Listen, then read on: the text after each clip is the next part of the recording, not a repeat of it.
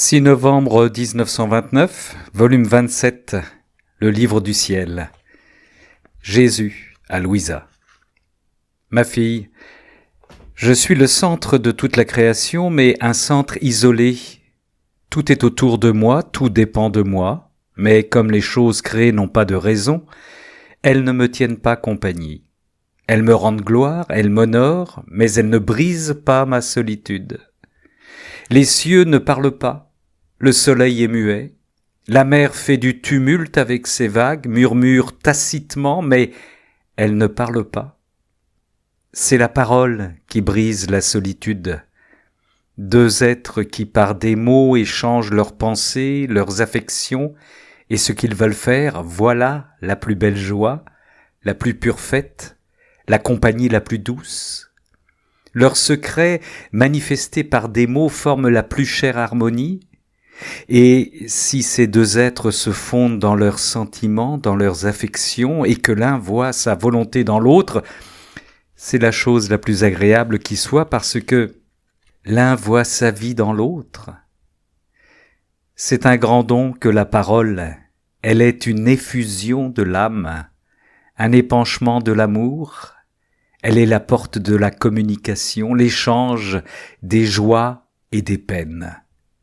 La parole est le couronnement des œuvres. En fait, qui a formé et couronné l'œuvre de la création? Le Verbe de notre fiat. Quand il parla, les prodiges de nos œuvres surgirent, les unes plus belles que les autres. La parole forma la plus belle couronne pour l'œuvre de la rédemption. Oh! Si je n'avais pas parlé, l'Évangile n'existerait pas et l'Église n'aurait rien à enseigner au peuple. Le grand don de la parole a plus de prix que le monde tout entier. Aussi, fille de mon divin vouloir, veux-tu savoir qui brise ma solitude au milieu de tant de mes œuvres? Celle qui vit dans ma divine volonté. Elle vient au milieu de ce cercle et elle me parle. Elle me parle de mes œuvres.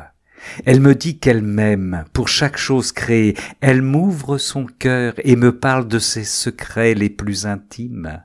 Elle me parle de mon divin fiat et de sa peine de ne pas le voir régner. Et mon cœur, en l'écoutant, sent dans le sien son propre amour et sa propre peine.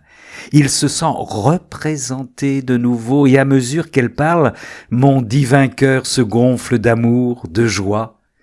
Et incapable de la contenir, j'ouvre ma bouche et je parle. Je parle abondamment.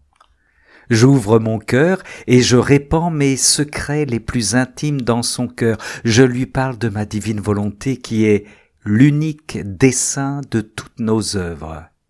Et en lui parlant, je ressens une compagnie véritable, mais une compagnie qui parle. Pas une compagnie muette, une compagnie qui me comprend, qui me rend heureux et en qui je peux me confier. Tout ce que je t'ai manifesté sur ma divine volonté n'a-t-il pas été un épanchement d'amour, une transfusion de vie qui s'est opérée entre nous et qui, lorsque je te parlais, servait à nous réjouir et à former la plus douce et la plus agréable compagnie?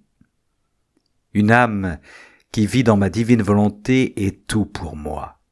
Elle compense pour le mutisme de mes œuvres envers moi. Elle me parle pour toutes, elle me rend heureux. Et je ne me sens plus seul. Et en ayant quelqu'un à qui faire le grand don de ma parole, je ne suis plus laissé là comme le Jésus muet qui n'a personne à qui dire un seul mot. Et je suis alors le Jésus qui parle et qui a sa compagnie. Mais quand je veux parler, si mon fiat n'est pas présent, je ne serai pas compris. Volume 27, 6 novembre 1929.